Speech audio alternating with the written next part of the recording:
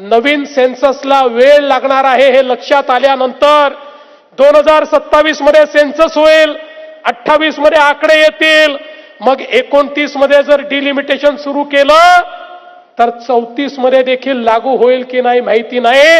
आणि म्हणून मोदीजींनी संविधान संशोधन आणलं की नवीन सेन्ससची आवश्यकता नाही, लगतचं जे शेवटचं सेन्सस असेल, जी जनगणना असेल त्याचे आकडे विचारात घेता येतील. दुसरं, सेन्ससचा प्रश्न मोदीजींनी सोडवला. प्रश्न डिलिमिटेशनचा होता.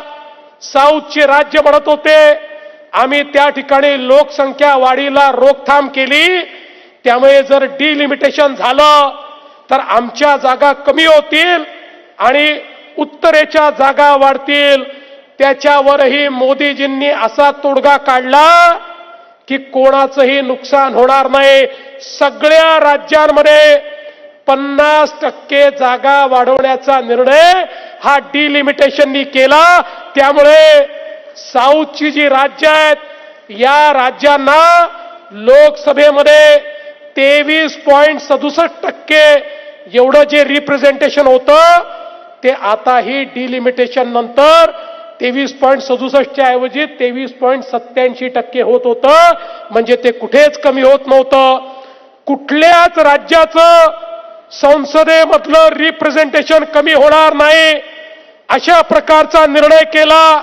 आणि जे डिलिमिटेशन होईल वाढलेल्या जागांचं ते त्या राज्यातल्या लोकसंख्येच्या अनुसार हे डिलिमिटेशन होईल असं सांगितलं. याचा सगळ्यात मोठा परिणाम काय?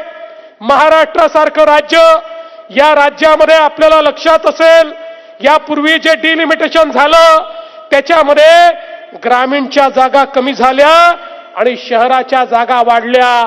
पण मोदीजींनी आणलेल्या फॉर्म्युल्यामुळे ग्रामीणच्या जागा कमी न होता त्याही वाढतात आणि जे शहरांना रिप्रेझेंटेशन मिळत आहे ते देखील या ठिकाणी मिळत आहे. आणि म्हणून या देशाच्या हिताचा निर्णय मोदीजींनी घेतला. माझं या लबाडांना विचारणं आहे, अरे जेव्हा 23 मध्ये तुम्हीच मान्य केलं सेन्सस, 23 मध्ये तुम्हीच मान्य केलं डिलिमिटेशन,